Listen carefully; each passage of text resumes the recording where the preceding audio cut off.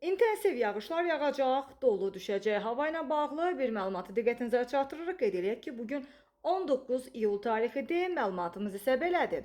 Sabah Bakıda və Abşeron yarımadasında hava şəraiti ilə bağlı məlumatı diqqətinizə çatdırırıq. Belə ki, hava buludlu olacaq və yağmursuz keçəcək. Lakin gecə və səhər bəzi yerlərdə qısa müddətli yağış yağacağı ehtimalı var və mülayim şimal-qərb küləyi isə arabir güclənəcək. Bu barədə Milli Hidrometeorologiya Xidməti məlumat yayır. Məlumatda bildirilir ki, havanın temperaturu gecə 22-24 dərəcə isti olacaq, gündüz isə 27-30 dərəcə təşkil edəcək. Bəs bölgələrdə, rayonlarda hava şəraiti necə olacaq? Azərbaycanın əksər rayonlarında hava yağmursuz olacaq, lakin bəzi dağlıq və dağətəyi yerlərdə isə arabir yağış yağacaq və qısa müddətli intensiv ola bilmə ehtimalı var və şimşək çaxacaq və dolu düşəcək. Bəzi dağlıq ərazilərdə isə arabir duman müşahidə olunacaq və mülayim qərb küləyi əsəcək. Havanın temperaturu isə rayonlara görə gecə 22-26 dərəcə, gündüz isə